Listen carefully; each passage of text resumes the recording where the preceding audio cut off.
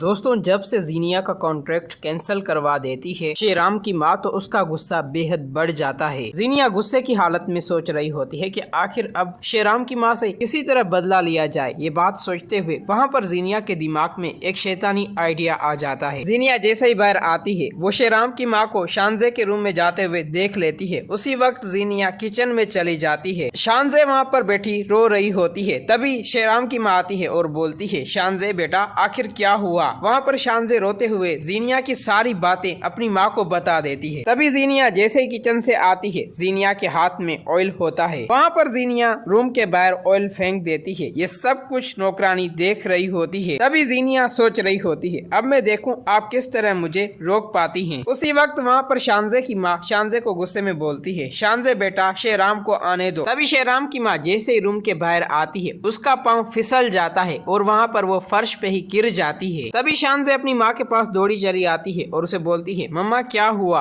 तभी वहाँ पर जीनिया आ जाती है। जीनिया आते ही शानजे पे इल्जाम लगा देती है, शानजे ये सब कुछ तुमने जानबूझ के किया है ना, ताकि माँ गिर जाए। तभी वहाँ पर जीनिया आती है और वो शेराम की माँ को बोलती है, माँ आप ठीक हैं? तभी शेराम की माँ उसी वक्त वहाँ पर बेहोश हो जाती है। उसी वक्त वहाँ पर जीनिया आखिर शेराम को कॉल करके बता देती है कि शानजे ने माँ के साथ बहुत ही गलत किया है, आप अभी और इसी वक्त घर पे आ जाएं, माँ बेहोश हो गई है। शेराम परेशानी की हालत में आखिर घर पहुंच जाता है। अपनी माँ को लेकर जीनिया के साथ हॉस्पिटल आ जाता है। तभी जीनिया शेराम को शानजे के खिलाफ भड़का रही होती है। उसी वक्त शेराम गुस्से में आ जाता है। तभी शेराम अपनी माँ को लेकर घर वापस आ जाता है। शेराम जैसे ही आता है, गुस्से में होता है, शानजे को बोलता है, शानजे ये सब कुछ तुमने माँ के साथ क्यों किया? जिसकी वजह से वहाँ पर शानजे घबराई हुई होती है। उसे कुछ समझ नहीं आ रहा होता कि आखिर वो अब शेराम को क्या बोले। उसी वक्त वहाँ पर नौकरानी आती है, शेराम सर, आप खामखा शानजे पे गुस्सा कर रहे हैं, ये सारे काम जीनिया के ही हैं। बल्कि जीनिया ने ही किचन से ऑयल उठाया था, शानजे के रूम के बाहर वो